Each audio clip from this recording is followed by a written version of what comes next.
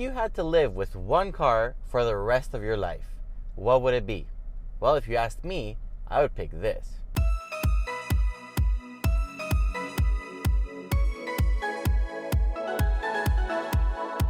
This is the 2017 Range Rover Sport HSE TD6, and I would go with this one for a few very good reasons. It looks good, it is really nice inside, it is really nice to drive, it comes with all the features you'll ever need, and it's really good on gas too. The best of all worlds. It is expensive, but you do get what you pay for.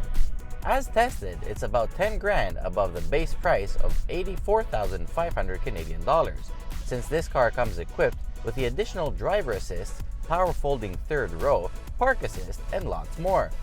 The updated InTouch 10-inch infotainment system responds really quickly, and it's very easy to use, and it also provides some really cool real-time information stuff like car dimensions and the angles based on the current suspension height.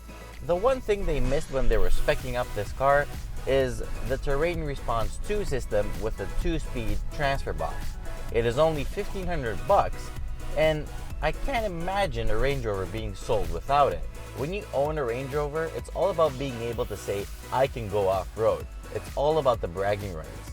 The interior is really, really nice. It is simply laid out, very well made, and it makes you feel very special. The seats are extremely comfortable, and the driving position is excellent. It really doesn't feel like a big, heavy truck. Once you settle in and get going, it feels kind of athletic, agile, and sporty. Roominess is also really good. 5 adults will be really happy in here, but the third row is very tight and has no ISOFIX latches, so only kids between 6 and 12 will really sit there. The trunk is very roomy. 784 liters is what you get with the third row stowed away. Now don't kid yourself thinking that because this is the lowest powered Range Rover, it's slow, because it's not. Thanks to the mountains of torque and the really snappy ZF 8-speed automatic transmission, this thing flies.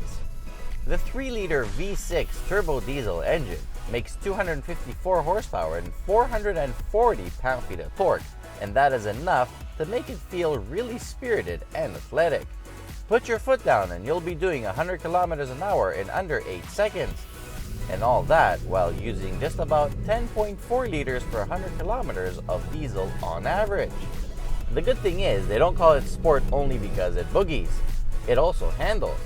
It's really hard to describe how good this thing is to drive. I mean, the steering feels great, the seat is amazing, the chassis is as rigid as Robert De Niro's opinions on YouTube.